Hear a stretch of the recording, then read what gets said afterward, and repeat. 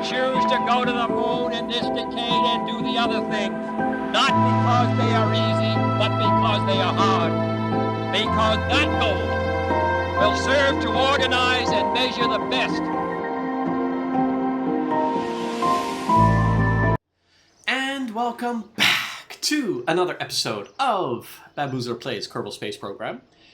We are currently now in episode 4, and if you just joined us, episode 1 and 2 went so swimmingly. I mean, we were just blasting off our rockets. It was going great. We managed to orbit Kerbin, and we thought, you know, what better time than now than to go to the moon, or the Mun in this case, in the Kerbal universe.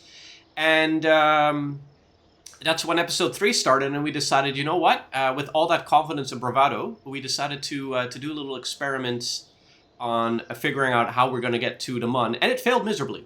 At least nobody died. All the Kerbins are still safe. Jebediah, Valentina, happy family, still parents to kids, so the kids still have both parents, so that's good news. But we didn't really get very far. So in this episode, I think what we're going to need to do is we're going to regroup, basically. And still go to the moon, or the Mun in this Kerbal universe. I keep saying the moon, but it's the Mun. It's called the Mun. It's not the moon. And we're going to try and get to see that. But we've got other problems. It's not just that we're not launching our rockets very well, but we're also pretty much a budget space program at this point. Because coming into this episode, I see we only have 75,000 spaceos, which really isn't enough. Even though there is some debris here for us to recover. So let's recover that. And there's a bit more debris, which is going to give us a little bit more spaceos. Let's just check around if there's more recovery stuff. Oh, there is. There's one more here. So let's, and another piece here. So that's good. We recovered some. So now we got 77,000 spaceos, which is better than the 75 that we originally had. So happy days.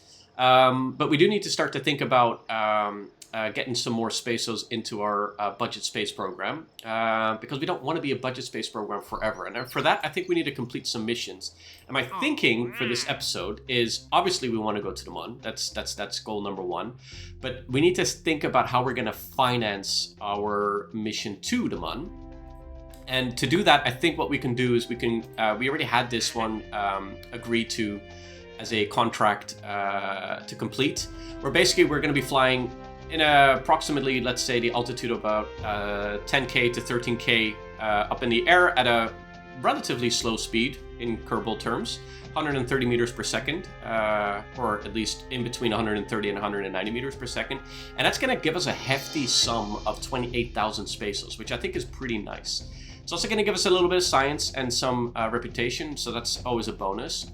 Which, speaking of, at the end of the last episode, despite all of our failures, we did manage to get some more science, which gives us basically a balance right now of 91.9, which does, I think, allow us to get some more science things that might actually help us get to the Mun. Now, I already had a quick look here before the episode started, and these 3 over here, if I click on them, right, it's got some nice lights, it's got some nice batteries, I think pretty useful, but not at the stage that we are right now, because remember, we are kind of in a budget situation. So what we really want is either big rockets or more science, so we can progress. Miniaturization is pretty cool, but I don't think we're at that stage just yet at all.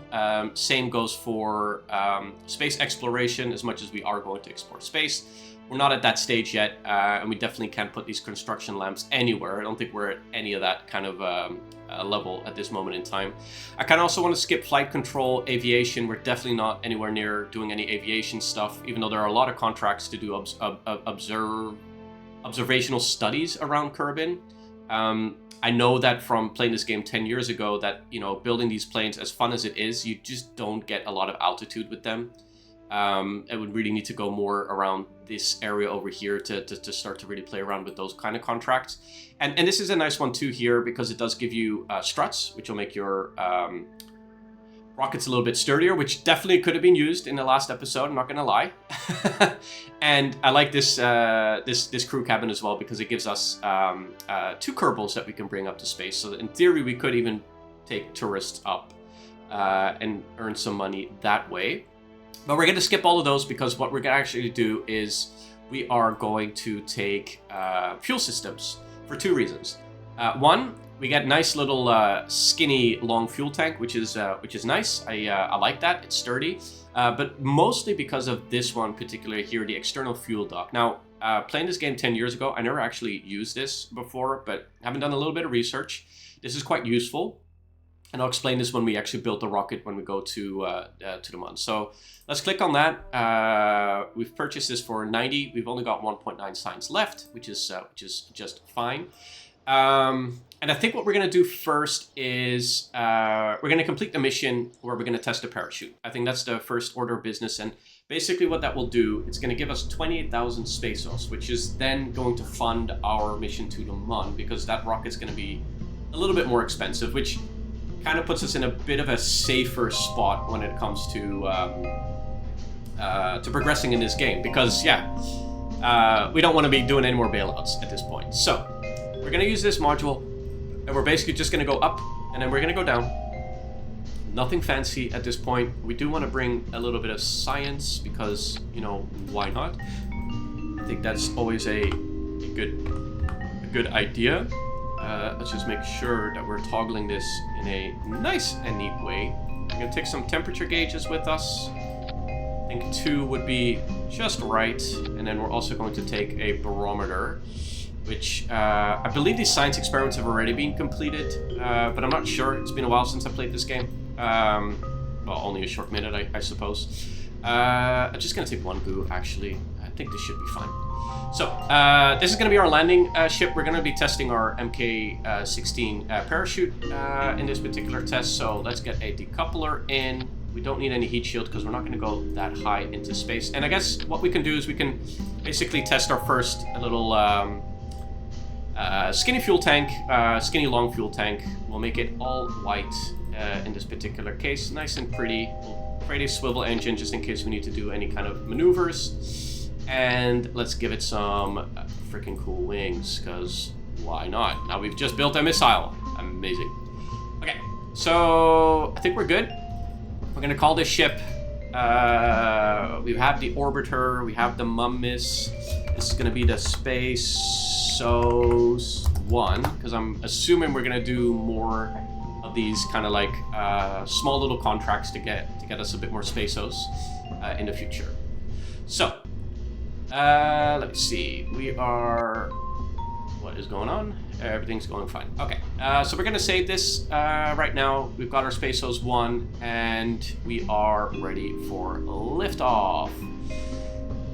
Let's just see. Just one quick thing I want to check. Yeah, let's put in Valentina. Jebediah is going to go back home and take care of the kids. It's Dad Day, which also for me is my favorite day of the week, when I get to spend a lovely day just me and my daughter. And Valentina is now going to take this Space-Os 1 and do the mission. So let's launch. Let's get ready to go. Let's see how this goes. Just quick and easy. Get some Space-Os in, and then we are going to head over to the Mun. And we're here at the launch pad. It's nighttime. It's maybe dusk, because as you can see the sun, I believe, is rising. I don't think it's setting. Perfect time for a little Space-Os expedition.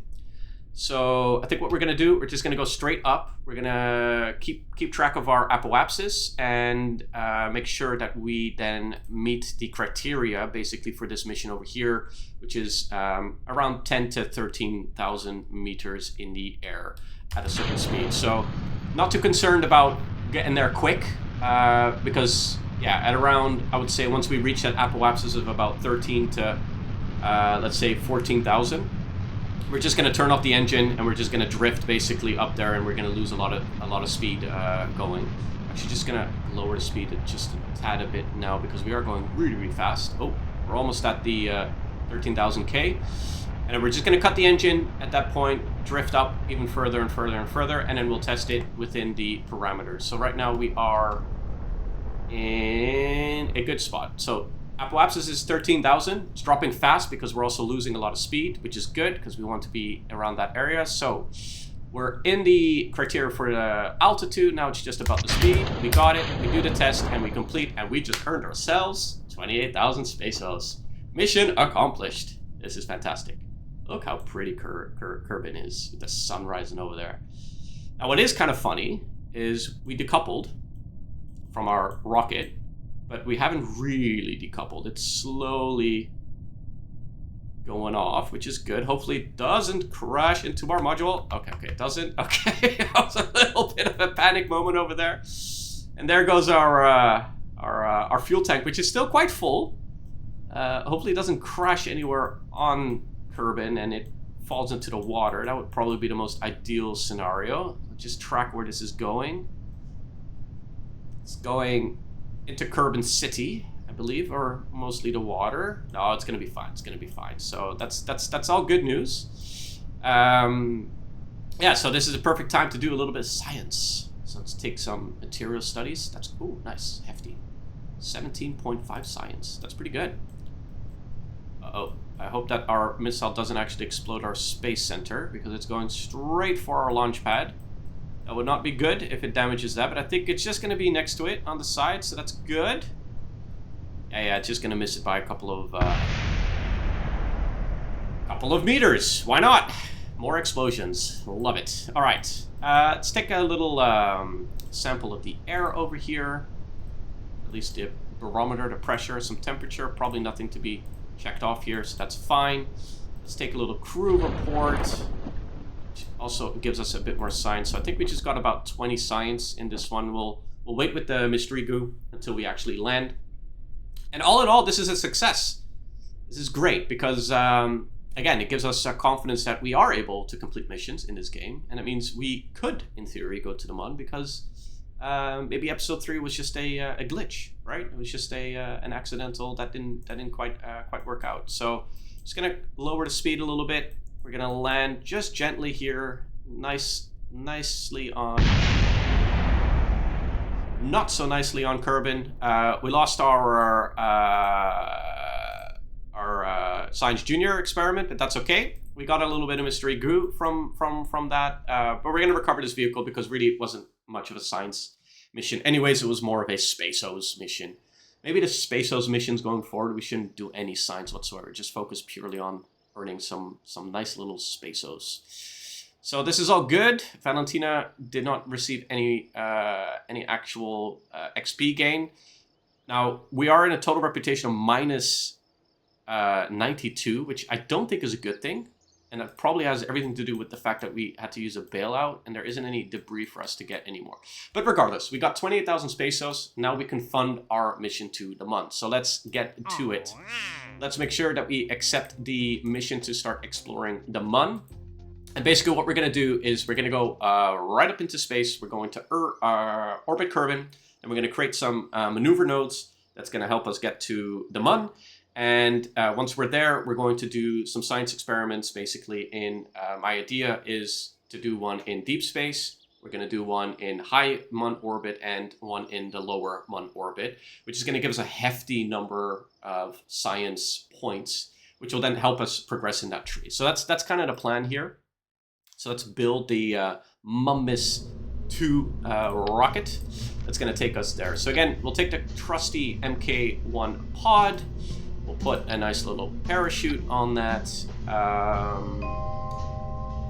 What else do we want? We want to bring some science with us. What do you think? Actually, what we're going to do, considering that this exploded last time, we're going to do a little bit different. Okay. We're going to do this a little bit different. We're going to take an experimental storage unit with us because I've got an idea. Got a really good idea. All right. So this is going to be our landing craft, right? So this is basically the entire thing that's going to take us back to Kerbin. So we're going to call this the Mummis 2, I believe we're on. So that's brilliant. We're going to need a little heat shield, I think, to help us get back into Kerbin on the return, which I can find here. It's just, no, that's too small. Take a little bit bigger one. So this is going to be our return module. And what we're going to do is we're going to bring a bunch of science. Like I kind of mentioned already, we're going to bring 3 different versions of science. So we're going to need a... What should we take? This tank? It's very small. That one doesn't fit. let's take this one. I'm an F1 fan, and I like the fact that this has got like kind of like the racing checkered flag or finish line logo on it, which is pretty, and it's important for my spaceships to look pretty as well. So let's give this a little engine. Obviously, let's say we're gonna do the Terrier engine, which is a very fuel efficient engine. And then we're going to create those science bays. And like I kind of mentioned already before, we're going to take 3. Just make sure that it's done in a specific way that I like. So here we go. We're going to create science areas. Let's call them science bays. We're going to create science bays in this mission. Like I said, lower orbit, high lunar orbit or moon orbit, and then deep space. And then we're going to take 3 samples of each, and then every time that the samples are taken, we're going to use the storage unit to sort of collect all of that science, and then let go of all of our science experiments in deep space as we're returning to Kerbin, and then we'll have this small little craft that will then touch back down on Kerbin. So for that, we're going to create, let's just make it a little bit more manual here. We're going to take 3 experiments with us on each of these ones, and the way that I'm thinking about it is if we create these like science bays, for each section that we're going to be collecting the science, we'll be using one of them at any time, and then we could in theory jettison them from the spaceship, but yeah, more on that a little bit later. We're going to also take a barometer with us. We're going to check if there's any atmospheric pressure to be found or anomalies around the Mun, because we don't know. Maybe there's atmosphere there, you know? We're also going to take some temperature gauges, because you never know what that looks like. That maybe the sun that's bouncing on the surface of the moon is creating different temperatures, and it's good to take those kinds of science. And then we're going to need some aerodynamic stuff, cones at least, to help us with this. So we've got the staging that needs a little bit of adjustment. So we've got the engine that goes, and then once that's finished, we let go of the science experiments, and then we let go of this one. And then, I mean, we don't in theory need these radial decouplers if they're attached to this, but I don't think we can attach. No, we need them because we cannot attach. Like, what I was thinking is like, okay, let's just like, oh, we could. Ah, I didn't know that. I like it with the radial decouplers. It makes it more rocket shipy. All right, more parts, more things that can go wrong, more chaos. It's a good thing. We're gonna keep it like this. So this is gonna be our main module. That's gonna take us to the Mun. Now we need a stage that's gonna basically help us with the trajectory out of Kerbin, which is gonna need a little bit more power, obviously, because Kerbin is a pretty big planet. So we're gonna take another one of these decouplers, and then I'm thinking, do we take another one of these, or do we take one of these? I'm inclined to take one of these. We haven't used these ones before. I'm gonna change the color. That looks pretty. And for this one, we're gonna take the swivel engine.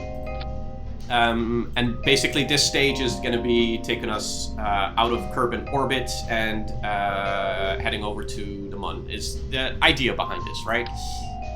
Now we need a stage that's going to get us up into space, and that's going to require quite a bit of power, and this is where we're going to use those fuel lines, what I kind of discussed a little bit earlier in this episode. So another decoupler, and we are going to look at the fuel tanks.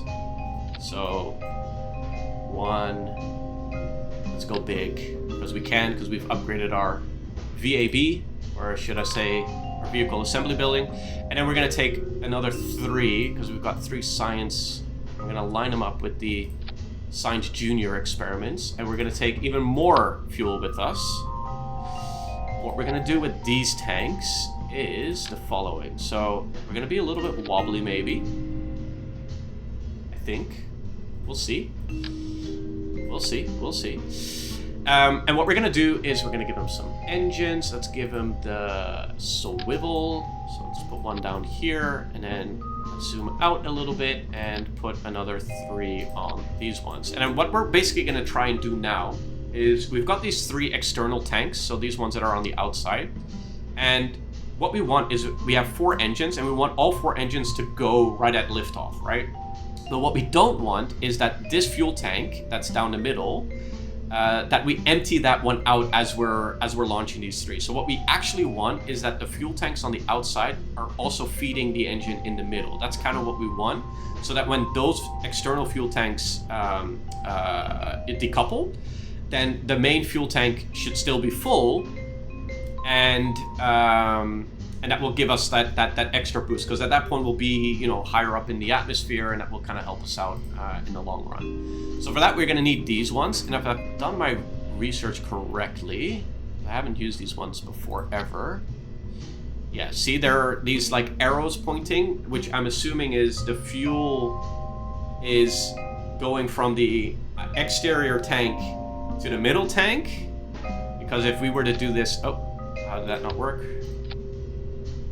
Like so, because if we were to do it this way, then we're basically telling the fuel go from the middle and then go into the outside, which I don't think that we want, because we just don't want that. So let's get rid of these ones, and I think we've got everything that we need. So let's just do a quick check on our staging. So we're gonna launch with all 4 rockets at the same time. Then what's the first stage when is going to decouple those 3 engines. Then we're going to decouple the main one as that one ends. Then we're going to launch this engine. Then we're going to decouple this one, which is going to launch that engine. Then once that fuel tank is over, we should already have done all of our signs, so we can get rid of all of that. And then we'll decouple that last bit as we return to Kerbin. I think we're good to go. And it's pretty budget, I feel like. 35,000 pesos for this mission. Not bad, not bad. Oh, what we are missing is a little Communitron, because just in case there is disaster, Jebediah can phone back to Valentina and just have one last conversation with their kids. Very sad, very sad. But just in case, just to give Jebediah a little bit more reassurance that, you know, everything's gonna be okay. We also want to give some battery power, and we might actually want to give, I don't know how much battery we should take. There's 100 electric charge. I'm assuming that when we use this to collect all of the science, it's going to take a battery. So I'm going to take 2 just in case, because the one is pretty far. And we can't take any solar power because we don't have any solar panels. So I'm just going to go with 2. I think 2 should be enough. We don't want to overkill with batteries, because I'm assuming batteries are heavy. 0.005 tons. That's heavy, I guess. Yeah, let's just take two batteries so that we know that we have enough power. I believe there's also power in the module itself. Yeah, there's 50 electric charge, so I think we're good. There's monopropellant in these things. Okay. Oh, and we could change. Ooh, we could change the module color. That is nice. Let's go with this one. I like it. All white. Now how does the black one look like? Oh, that's the standard one. That looks really pretty. This one's got the gray stripe, which looks pretty. Very pretty. Let's take the second one. I like it. Very sleek. We're gonna save this ship, and I think we're gonna get ready for launch. I think we're good to go. Yeah, we're good to go. I'm pretty excited about this mission, I'm not gonna lie. And there's always that part where we load up. It's exciting. Nothing's gone wrong yet. You know, like optimism is high. Whoa. We're a little bit wobbly on our launch pad. So yeah, what we're gonna do, we're gonna turn on SAS. We're basically gonna go straight up with the 4 engines, and then as we get to, I think, about 10 to 15,000 meters in the altitude, or at least that kind of altitude, then we're gonna start to maybe turn a little bit to specific sites so that we can start creating that orbit around Kerbin. So wish me luck. Let's go. 3, 2, 1, and launch. Let's go. All right, I'm going rather slow. But we can see in the bottom left that the fuel tank is emptying out differently. So these, I think, are the external ones, and this one is also emptying out, which is not what this is supposed to be doing. So that's already something we do need to keep tabs on. We're kind of already going in a bit of the wrong direction, so I'm just gonna correct our direction just a little bit, not too much, because our spaceship is extremely wobbly. So that's definitely not not great. But I think once we punch through the thickest part of the atmosphere, right, we'll be able to turn a little bit more. Also with the more the speed, you know, that we're taking, going up, which is good. Our apoapsis is already at 10k, which is good. So far, so good. Our speed is good, and we're not in this like supersonic type, you know, where we're getting all this extra drag. So just to avoid that we do get that, I'm just gonna lower the speed down to about 75-80% of full throttle, just to be a bit more efficient with our savings as we're punching through the air. We're at 15k. We should be turning already. Just gently, while we have everything, that we don't just falter.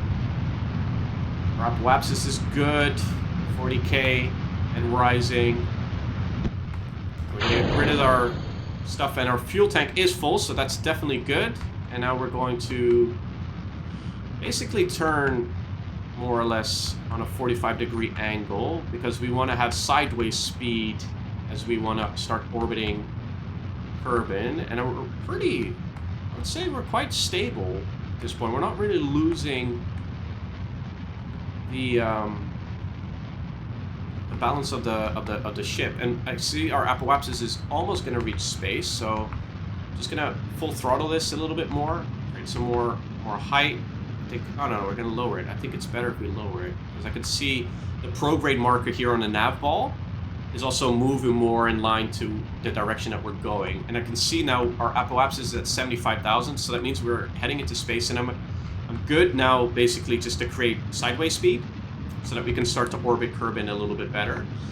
And we're going to keep track of our apoapsis, that we don't let that basically go wild, like way above the 100,000. I think it'd be nice if we're around 85, 90,000 meters, or at least 78,000 kilometers.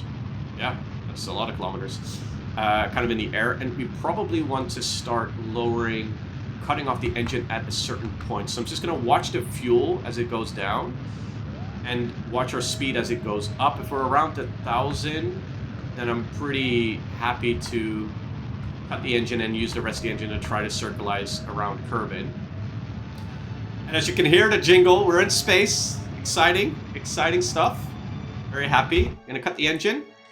Then we're gonna move over to our other view and see how much we have already circleized Kerbin. We have not, but we're going to be a little bit fuel efficient. We're going to aim for around here, this area over here, and then we're going to try and circularize Kerbin for a nice little orbit. And we can do that just by tracking. Oh, we can do that already now, because we're already at that stage, where we can see that our apoapsis is at 81,000, and we're at approximately 81,000 in the air. So we're at a perfect apoapsis at this point, so it's a good time to start burning off the rest of the fuel. I don't think we have enough fuel to actually circularize, but it's okay. We have a second tank that will help us get there, and it's only going to get quicker and quicker as we gain more speed. So we're going to let go of this one. We're going to launch this one. We're going to be lighter at this point. I don't know if that actually matters. This should help us at least circularize. I can't say that word. It's a really difficult word. It's going to help us create a circle around Kerbin. That's what we're going to say. So yeah, we're just going to keep track of the fuel, because we do want to use some of this fuel to at least, you know, create the maneuver node to go around, to go to the Mun, because that's where we want to go. And then maybe we could orbit the Mun if we have enough fuel, or at least do a flyby and then return to Kerbin. But this is starting to look really, really nice, so I just want to make sure that we're tracking our orbit, that we don't go into crazy mode, which we're doing now. Stop the engine. So our apoapsis is 21,000, our periapsis is 69,000, so we're just going to wait a little bit as we get closer to the apoapsis to make a nice circular orbit around Kerbin. Oh, look at that, that's where the moon is. So some might say we should just point directly to the moon and basically just fire our engines that way. That's not how this game works, because right now we are in orbit of Kerbin, which basically means we're just falling continuously at a speed of 2,285 meters per second, which is absolutely madness. So if we were to push this way, it would not be fuel efficient. But we're going to make a maneuver notes a little bit later, and And that will help us basically get to the Mun. So just gonna point our ship into a prograde direction. What I've also just noticed, and that's probably because Jebediah is a upgraded as a Star 1 astronaut or Kerbinaut, is that we can now click the prograde and the retrograde markers just down here next to the nav ball, which will basically be like an autopilot. So let's see where we are at. I think we want to speed up a little bit just to get to the highest point of our apoapsis, which is, so I'm just going to track, which is about, what was it, 121. And then we're going to do a short little burn just so that our periapsis kind of lines up with our apoapsis. And then we'll have a nice and neat circular orbit around Kerbin. And then we're going to place our maneuver nodes and head over to the moon. I'm pretty happy about how things are going right now. Like, I'm not going to lie. It's going pretty well. So just to slow it down a little bit, just so that we don't overshoot ourselves. So we're right there where we need to be. We're going to hit the prograde. And Jebediah is going to steer the ship all on his own. Yep, very good. And unclick the prograde marker. Okay, I guess that's the stability assist that we can do. And then we're going to go back to the map view. We are going to push a little bit, do a small little burn. And I'm pretty happy with this. So we have an apoapsis of 21,000 and a periapsis of 11,000. So that's really, really good. So now what we want to do is we need to look for the Mun, and it's over there. So what we're going to do is we're going to create maneuver nodes, and then we're going to try and basically get caught into the orbit of the Mun. Because right now we're stuck in the orbit or the gravitational pull of Kerbin, but we want to get into the gravitational pull of the Mun. So in order for us to do that is we want to create a maneuver node, and we can probably see, and I don't know why I think this, but I feel like the moon or the Mun is in its own orbit and it's moving in this direction. So basically what we want to do is that we want to be going into this direction so that we're kind of meeting as both elements or both bodies or spaceship and celestial body are going to meet in a point in space because it's not a static spot, right? So that's what we're going to do. So for us to do that, we're going to create a target by clicking on the Mun. It's not working. Why is it not working? Okay, possible. All right, and let's just try and see if we can just do a maneuver node on our own orbit. And I can see that I can't seem to do anything. Can't click anything. Okay, this is... why is it not working? All right. All right, we're going to go to a commercial break. When we come back from our commercial break, I will have Googled why my maneuver nodes are not working. Maybe there's a new keybind and everything else. Yeah, we'll be right back with these short messages. And welcome back. Okay, I Googled it, and we have a problem. Of course we have a problem. We do not have the Spaceos or the ability to create maneuver nodes because in order for us to do that, we actually have to upgrade our space center. There's two buildings we basically need to upgrade, which is the, I forget their name, I think it's the administration building and the mission control building. When we upgrade them to the next level, it will allow us to create maneuver nodes. Now, I had a quick look. We need 75,000 Spaceos for one of them and 150,000 for the other, which, because we are a budget space program at this point, because we had a small little bailout and everything else, and we want to avoid doing another bailout, we are really short of cash and we cannot get that open. So that kind of leaves us in a kind of a precarious situation, because without maneuver nodes, how are we going to be able to make an encounter with the Mun? Because we don't have any math to kind of help us out doing this. So we're going to do something I've never done in this game, which is basically fly to the Mun blind. We are going to throw away our math. We are going to throw away any kind of maneuver nodes. And we're going to rely purely on instincts and bravado to get us to the Mun. If we're going to succeed, I don't know. I believe that we can. And we're going to see how this goes. And if not, then Jebediah will be lost in space. which is a problem because we want Jebediah to survive. The whole point of this series is to get Jebediah to all of the different planetary bodies. But if he does get lost in space, that just means we're going to have a rescue mission to go rescue him. The good news is that the space pod that we gave Jebediah has a secret machine, which is called the Space Snackaroonie. And it basically creates new food and water for Jebediah to survive thousands of years if we wanted to do in space anyways. And this is the whole reason why the Kerbinauts are going to space, is because of that particular technology. So not too worried. What I am worried about is not being able to create a maneuver node and blindly going to the Mun. I don't know how we're going to do this, but I think we have an idea, because originally, I already mentioned, the moon, or the Mun, is moving into this direction over here. It's going slowly, but we're also slowly orbiting Kerbin. My thought process is at around this point, and I wish I could create like a marker here, is that's what a maneuver node does, by the way, is that we are going to accelerate from here, and it's going to create an orbit that's going to reach out to basically to make an encounter with the Mun. And from my memory from playing this game like 10 years ago, once you're in like a kind of an encounter with the Mun, it will show you the lines that are different and everything else. And so that way, I think we'll get pretty close, right? So let's do that.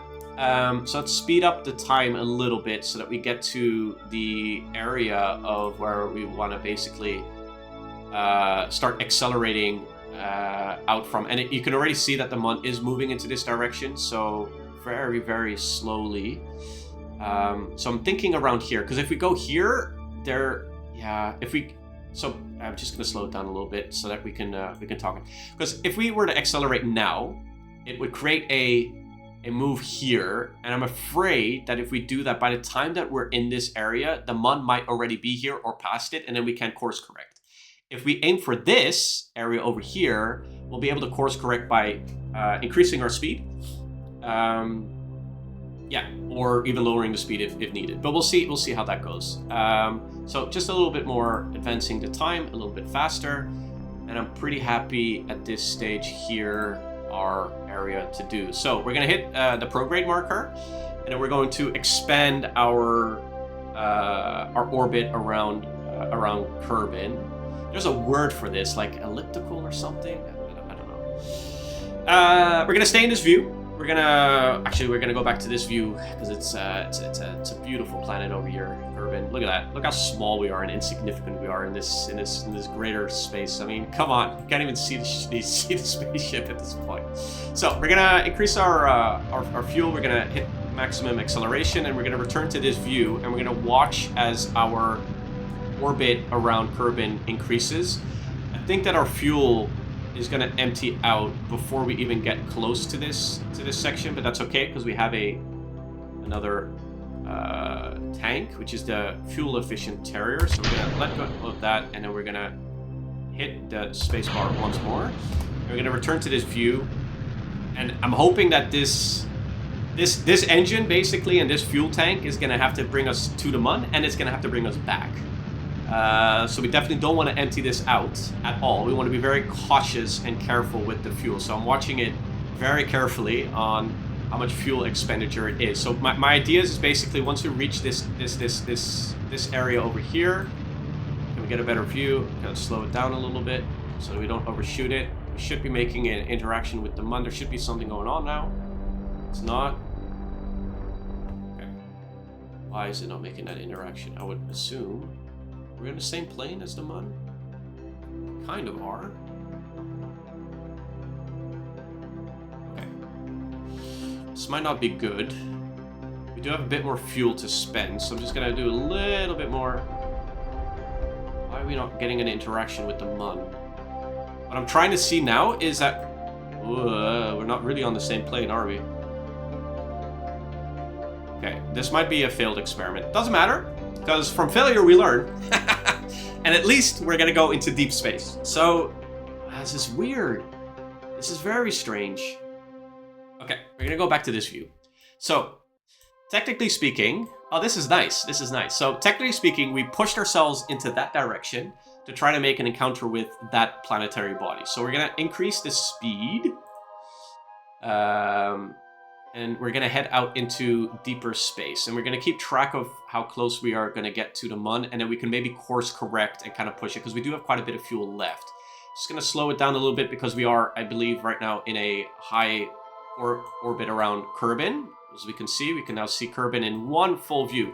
Somebody take a picture, like, you know, the picture of, like, oh, look at this planetary body. It's a big circle. So we're going to take a crew report. Basically, it's just... yeah, let's look at how beautiful our planet is. Now, we could transmit this, but we're not going to because we don't have the we don't have any solar panels to get our energy back. So we're gonna get this, and we're gonna take one of our science bays. We're gonna take a mystery goo sample up high in space. Gets us 15 science points, which is nice. And the goo also feels right at home in space, so that's good to know. We're gonna take an atmospheric check in space. I'm pretty sure that we know what's going to happen here.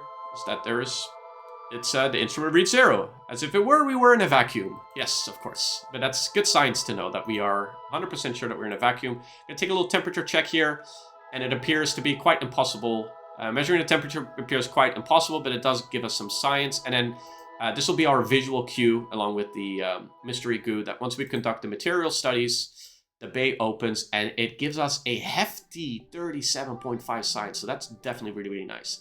Now, as I mentioned when we were staging this rocket, now that we've got all of this science, we're going to go to the storage unit, and we're going to say collect all. And now we can see that it has collected 5 different sciences. So this particular module, I mean, we could, in theory, let this go now. We can decouple that one. But we're not. Because I have a feeling, because this is staged together with the... what do you call it? With the rest, that if I decouple this, does it then kind of decouple the rest? I don't know. It's a risk. I don't want to take that risk, because right now the mission's going really, really well, except for the fact that we can't use maneuver nodes, and we don't know if we're going to actually make contact with the Mun, and that our orbit isn't exactly circular in the same plane as the Mun. But regardless, everything else is going fantastic. So, can't complain. All right, let's speed it up a little bit and see if we get any closer to the Mun as we approach it. So, just a bit more speed. We're already a couple of hours into space. Whoa. That was a bit too much speed. So, we're really close to the Mun. How are we not in its orbit? Oh, we are. This is fantastic. Oh, wow. This is amazing. Ooh, we could orbit the Mun at this point. Let's do that. I think we have enough fuel to do that. Should we do that? Because then how do we get back to Kerbin?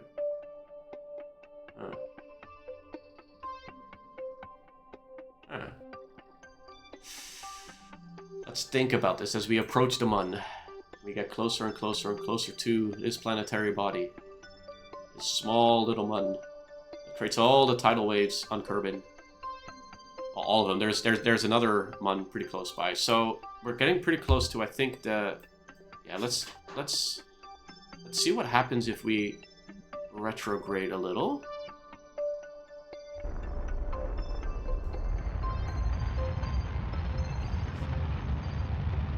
To think about how we do this. Don't expend all of our fuel. Okay. Speed it up a little bit more. Let's get into, like, let's say the apoapsis of the Mun, and then we can kind of circularize around it. Slows us down, and we are in orbit of the Mun. Look at that. That's fantastic. Okie dokes. Let's take some science experiments. This is fantastic. Look at how pretty that moon is. That moon. I don't think that we're in lower orbit. I think right now we are kind of in a high orbit of the Mun. We have a bit of fuel to spend, so that's good. So let's just take a quick crew report from this beautiful view of the Mun, with all of its beautiful craters. So this crew report is in high space over the Mun, so that's at least a good thing. That means we're not in a low orbit, which means we can still change that. Let's see what the mystery goo does in high orbit of the Mun, if it gives us any extra science. It does, and the goo seems a little less dense here. So the mystery goo does crazy things in space. It's good to know. Good to know that Mystery Goo does that. The barometer atmospheric scan up in space, it reads 0, just like it did in space. Surprise, surprise, we are in a vacuum. But good to know that it gives us a little bit more science, as does the temperature, which is great. And so then we'll get the visual cue, which is the material study, which should gain us a hefty 50 science. Not bad. This is really, really good. Let's just have a quick check on our battery situation. Oh, we got plenty of batteries, so we're good, we're good, we're good. Okay, let's collect all of that information as well. And then my thinking is, because we got quite a bit of fuel left, is if we get to the extreme high orbit of the Mun, or maybe we could just do that here. Let's just do that here. Let's increase. Let's decrease. Yeah, look at that. Look at that. It's decreasing very, very quickly, and we're not even expending that much fuel in doing so. And that will. Yeah, we just need to figure out how we're gonna get back. But that's a problem for another day. I'm not too concerned about that. So we're in a nice circular orbit. It's yeah. I mean, we've committed to this now, so let's just make this the low orbit on this other side. We've committed to it. Gotta keep doing it. And let's do this. I think that will get us into a low orbit on the darker side of the Mun. What's our periapsis is 49,000. So let's do a little bit more. Let's get a little bit closer. Let's get down to like, that's definitely going to be low, right? I mean, 25,000 kilometers around the Mun. It's pretty close. All right, got half a fuel tank left. We're gonna have to figure out how we're gonna get back. I don't know how to do that. Don't know how to do that. That's okay. We'll figure that out when we get there. So let's speed it up a little bit. We're gonna get into a lower orbit on the dark side of the Mun. Let's make sure there are no aliens hiding and spying on all the Kerbinauts on Kerbin. As our ship just slowly drifts into a lower orbit around the Mun, and we could take some more science from there. So right now we're in a pretty relatively low orbit, but we're going to go even lower because that's what we committed to. So we're going to speed up the time just a bit more. We're going to get to about the 25,000 mark, and then we're going to have a quick scan of what's going on closer to the surface. So let's take a crew report just so that we know that we're while in space near the Mun. So that's good, and it's new science. That's 15, so that's really, really good. So we're going to get more science from this. And there we have our Kerbin. Maybe we can do the same and just, yeah, let's do quick the science. I think we're in a good spot to go back. We're gonna get some material stuff. 75 science, that is absolutely amazing. Let's see what the Mystery Goo does. Probably gonna get us a hefty 30 science as well. The goo feels right at home near the Mun. Let's see if there's any atmospheric things going on in the Mun. Absolutely zero. We're still in a vacuum, so that's good. We figured out that there's no atmosphere around the Mun, so that's good. And the temperature as well is basically the same as it is. And on the dark side of the Mun, I'm assuming it's a little bit darker. And this is really interesting. If you look at this, look at that. We are in a Kerbin eclipse of the sun, right by the moon. I mean, this is pretty cool. I can't lie. This is pretty nice. So yeah, I'm gonna take a little picture. Nice. Okay, so now we need to basically get back to Kerbin. In order for us to do that, I'm thinking if we go prograde now, that's gonna push us hopefully out of orbit, and then we can course correct. Hopefully that, yeah, let's try this. Let's go for broke.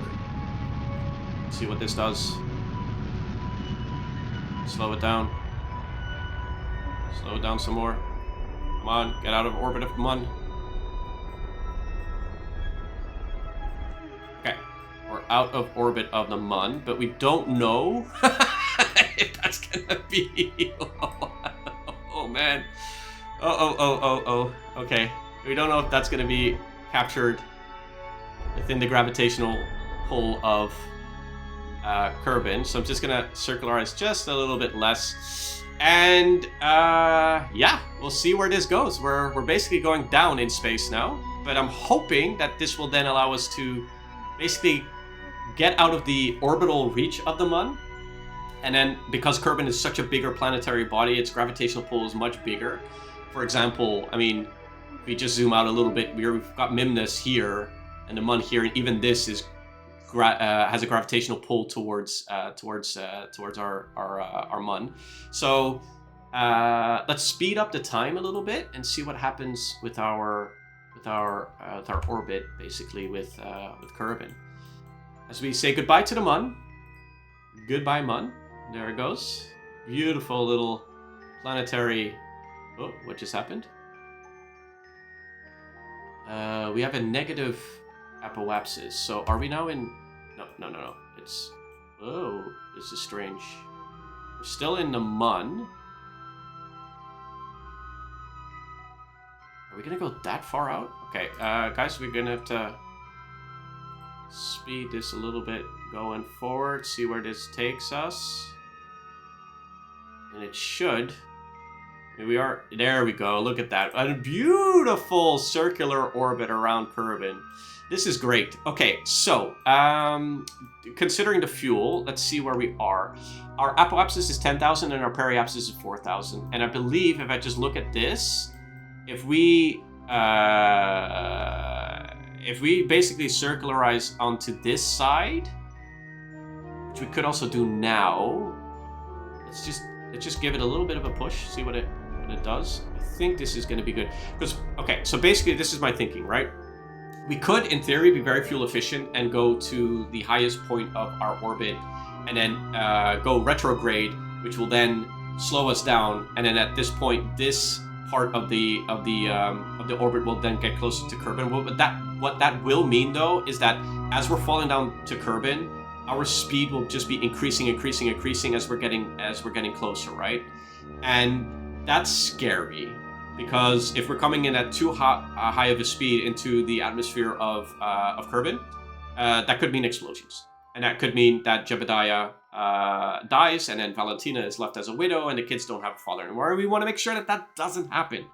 So my thinking is we have quite a bit of fuel left. We're just gonna slowly make it a little bit more circular around Kerbin on both sides, and then we're gonna slowly get back into the atmosphere and do those things. Before we do that, let's make sure that we have collected all of our science, so that we can also let go of our science modules a little bit later, which is basically the next stage. So all of the science has been completed. We've got 15 science things. This is great.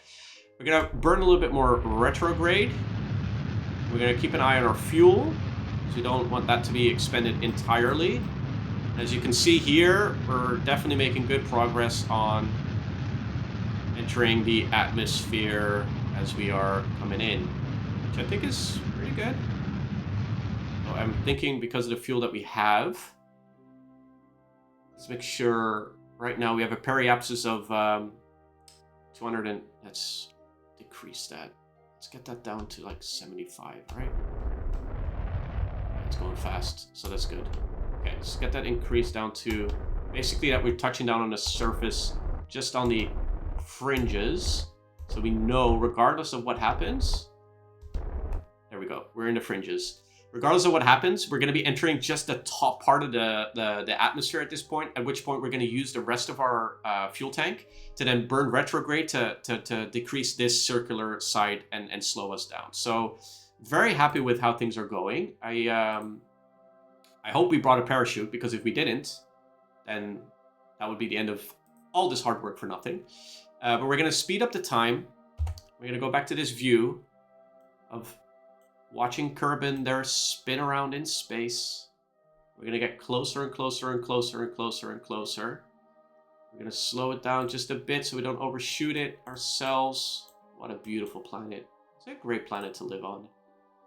It's so lush with lots of green and lots of water, and the sun just glistening there. Just such a beautiful little place. So we're just gonna slow it down a little bit more, because we're getting closer to that point of I wanted to say no return, but there is a return.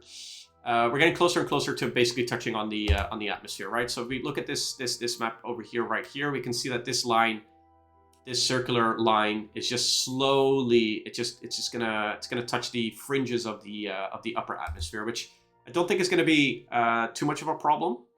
We do have a bit more fuel, but as you can see, the speed that we're coming in at is 3,000 meters per second, and it's increasing, which is a lot. And I want to make sure that we're not going all too fast in this. So let's point retrograde at this point. So Jebediah, do your thing.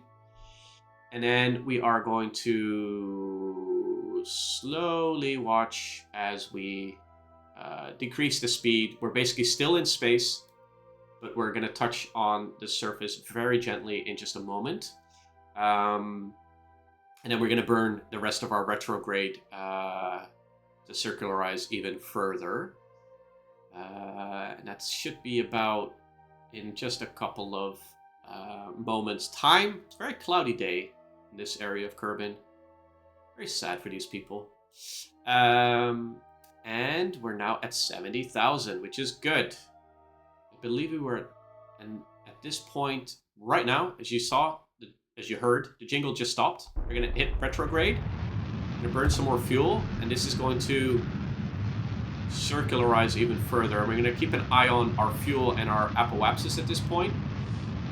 So this is good news, but we don't want to burn all of our fuel because we're really just touching only just the top of the surface, but we want to circularize this as much as we possibly can.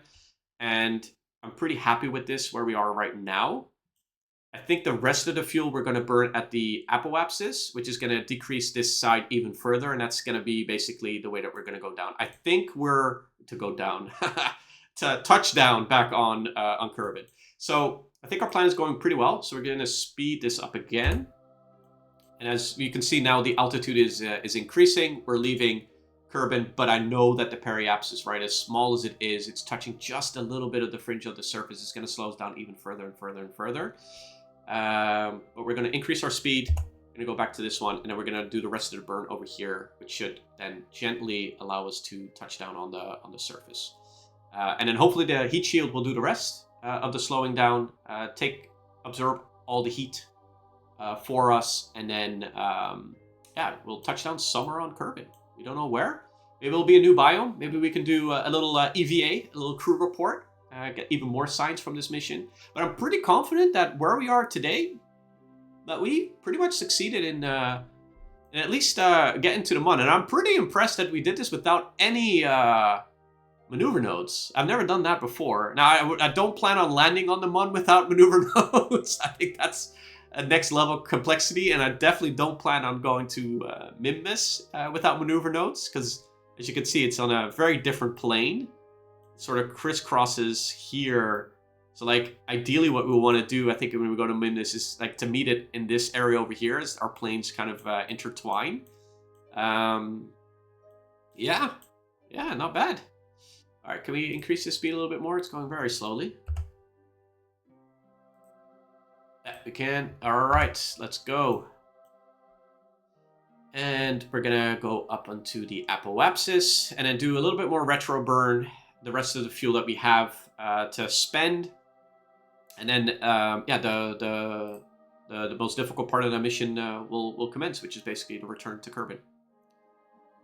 But I'm pretty confident that we are going to make it.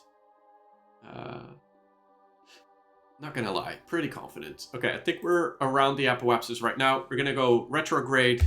Jebediah is steering our spaceship into that direction, and then we're gonna burn the rest of our fuel, but we are gonna do it from this view that we don't. We're gonna do it slowly, and we're gonna watch the periapsis basically decrease. And right now, we're pretty much in the lower part of the atmosphere. So I'm gonna leave it like this, because we have a bit more fuel left. Now we have collected all of our science already, so we're gonna float our science bays right now. Should we do that? Yes, we should, because they don't have any heat shields, and I didn't really plan on returning those anyways. But I'm always just so afraid whenever I hit the spacebar that something would go wrong. So I always double check that our staging is correct. But you know what? Let's go for it. 3, 2, 1, and goodbye, science. Nice. It worked. That went very well. And off they go, the science base into space. They're probably going to crash down on Kerbin at some point because, yeah, their orbit is also basically going into its atmosphere. We've got a tiny bit of fuel left, so what we're going to do is we're just going to speed it up a little bit, and we're going to expend the last part of the fuel as we are approaching Kerbin even more, which is just going to slow us down even further, which is a good thing. It's not a bad thing at all. So that's good. Okay, we're getting really close now to getting into the atmosphere. So we're going to change view, going to speed it up a bit more. Here we can see one of our science bays hurtling through space. Maybe it is actually space debris left around orbit, which is interesting. I wonder if we could find the other ones as well. I think that's the only one. Oh, there's the other one. That one's going back to the Mun. Is there another one somewhere? And there's the other one. That one's pretty close. So that's interesting that this one's only 5 kilometers away. And the other ones are about 28 and 27 as what I saw from the other one as well. Yeah, so that's super interesting. So I guess this one's kind of coming in with us to crash down on Kerbin, and the other ones are basically just gonna float around, I guess, Kerbin. They're not on an escape trajectory. That would be crazy if we were pushing that much force out of our decoupling stage. So yeah, let's speed it up a tiny little bit as we get closer and closer and closer to the atmosphere. The jingle of space is gonna basically end in a couple of seconds. All right, and there it is, game time. So we're gonna burn the rest of our fuel to slow us down even further in this stage, and then we're also gonna decouple this fuel stage from it as well. We're just gonna quickly look. Our orbit is pretty decent. We're going to decouple that, and then we are going to slowly but surely just fall right back down into Kerbin atmosphere. I'm pretty positive that we're not going to circularize one more time. If you watch the apoapsis and the periapsis, they're both declining at a pretty rapid pace. We're still in very high orbit around Kerbin, flying over one of its oceans. As you can see here, the heat is starting to definitely become a problem. Well, not a problem, but we can see that our heat shield is working as intended. The ablator health bar, I would say, is just slowly declining. I think we do have enough because, yeah, we're slowing down.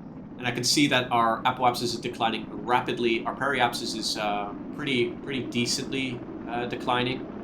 We can see that our more debris here is also basically, yeah, without a heat shield, still surviving, which is good. And here we are, coming down. We're letting Jebediah basically keep us retrograde, which is basically getting all the heat onto this heat shield. Now we can see probably we're going to lose a battery. Hopefully that explosion doesn't mean that the rest of our spaceship explodes. So we'll see how that goes. But that's good to think about that for future exploration. That maybe we should place the battery in a better place where the heat shield is working on that. But we're coming down on Kerbin. Probably going to crash down on the ocean somewhere, which is always a good thing. The speed is declining, which is good, and our periapsis is now in the minus. So we're definitely not going to be circularizing Kerbin again. Jebediah is doing its thing. We're pretty happy with how things are going at this stage. Coming back. Still well above the clouds. And I'm actually quite happy with the way that we're kind of touching down, because we're not coming in at a very steep angle. We're coming down in a more circular angle where the heat ablator is taking in all the punishment. But that does allow us to really slow our spaceship down in a nice way. I mean, if you just look at, for example here, this curvature, right, is pretty flat, which is nice. We don't want this to be steep, because if this is steep, then we're probably losing too much. We're going at too much of a high speed into a thicker part of the atmosphere, which maybe the heat shield won't be able to take, because we're still in the higher altitude, right? We're still in the higher altitude space than what's I mean, we're basically now entering the second thickest part of the atmosphere at 18,000 kilometers up in the sky. We could see that the ablator held up pretty well. Only about, what is it, like 40 or 36 health bar, if we can call it, was taken. So all in all, pretty good. We did a really good job. And yeah, we know that we're going to splash down as well into the ocean of Kerbin, which is always safe. Because yeah, we've noticed that every time that we do land somewhere where there's land, there's always some form of an explosion that happens. We want to avoid that because this mission was a big, huge success. We could see that we did do a return for science from the Mun, temperature scan while in space near the Mun. We completed that, and we haven't recovered anything in terms of return to first science. So we'll see what this does when we actually splash down. We are going to release our parachute at this stage, and that's going to slow us down a little bit more. And hopefully, when we get into the even thicker part of the atmosphere, which is just under the 3,000 meters. I mean, we are in that section right now, but it's just getting thicker and thicker and thicker. That's going to basically grab all the air within our parachute, and then that's going to slow us down for a gentle touchdown into, or I should say, splashdown into the oceans of Kerbin. You can still see the curvature here of Kerbin. It's pretty cool, even at this height. And there we go. It's just going to bring us down to approximately, what is this, 6 meters per second, which I think is going to be pretty good. Which basically tells me that, you know, these batteries are quite heavy as this is, because we've done these splashdowns before, also at around 6 meters per second, with a Science Junior, for example, and that's always exploded on impact. So that tells us also that the batteries are quite heavy. So it's, yeah, we learned some stuff about batteries and how to utilize them in future missions.